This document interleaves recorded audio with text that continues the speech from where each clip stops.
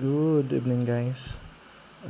This is my first and second dressing regarding to my right leg tibia bone fracture injury. This morning, they were going to clean my stitches. They open it and they were going to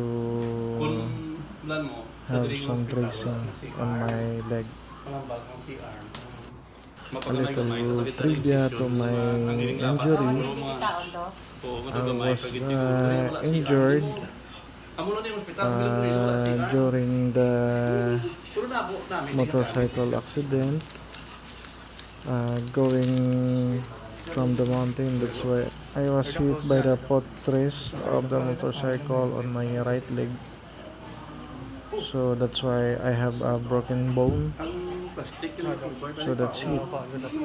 I was rushed into the nearest hospital to be treated for the first aid, and I was lucky that I have no other injury, only this one, but it is too hurt to my leg. But this broken tibia bone,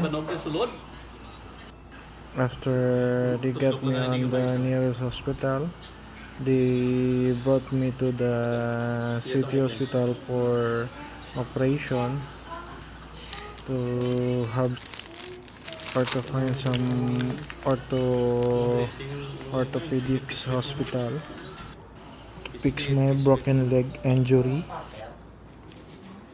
so that will be applied by the titanium steel plate. So I found the hospital, then they treated me at the second day of my injury. And why second day? Because they were going to observe what happening to my feet, but they given me a pain reliever so that I can feel the pain on my injury leg, on my injured leg. So that's it.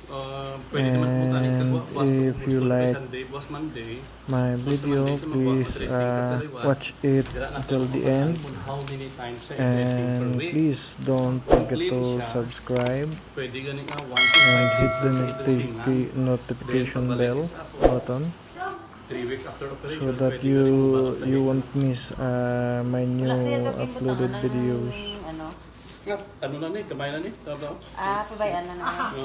Don't forget to finish my video till the end. Thank you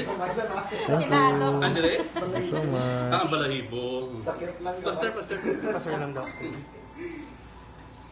Gamay lang to saya, hindi lang gamay. Tama lang. Gising natin.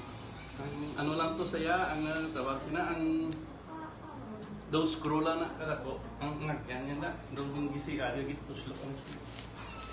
That's why very small saya. Mapagamay-gamay kapag ito yung session ng ang iling laba. Oo, kada gamay pag siguro na wala si arm din mo. Amo na yung hospital sa bilog ni wala si arm. Pero nabo namin din ang gamit ko siya. Uy, ikaw na na-ibig. Iperde ka man. Exercise din ano? Bulat-bulat, don't worry. Hindi pa sa kaon mo niya. Tama na. Tama na. Exercise. Sige pa, sige pa. Don't worry, hindi naman ano. Hindi naman problema yun sa'yo.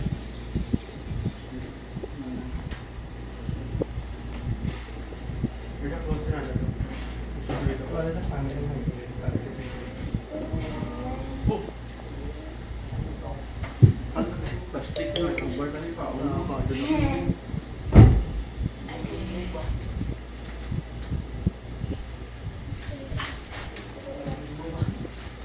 Plastic na cover. Sige, karoon na ha. Karoon na.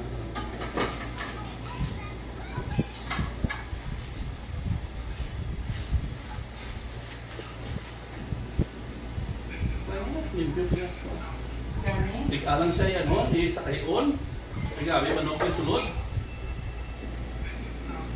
Taslok lang nga hindi ka maisa. Dito ay kayo.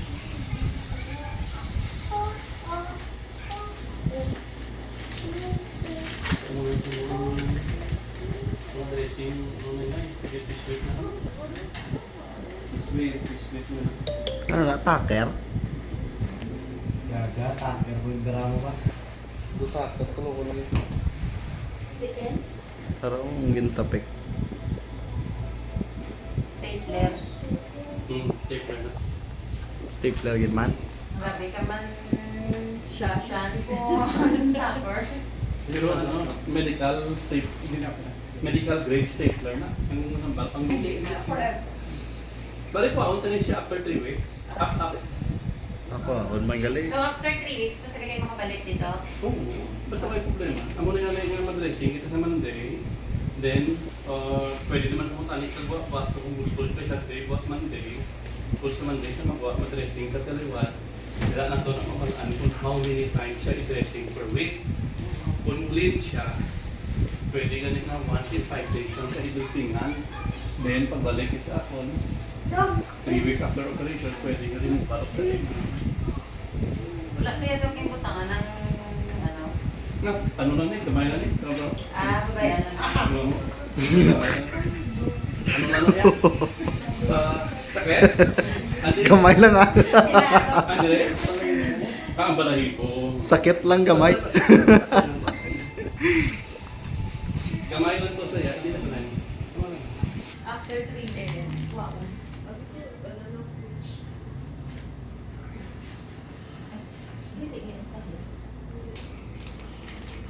Nakunin sa buwag yan. Ah.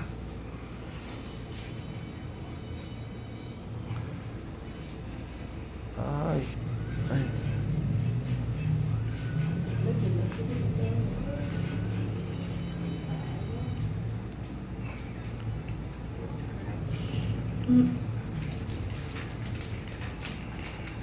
Halilapit. Ang makabagwa Ah. kami karong mga pila ka days na mag-dressing yan.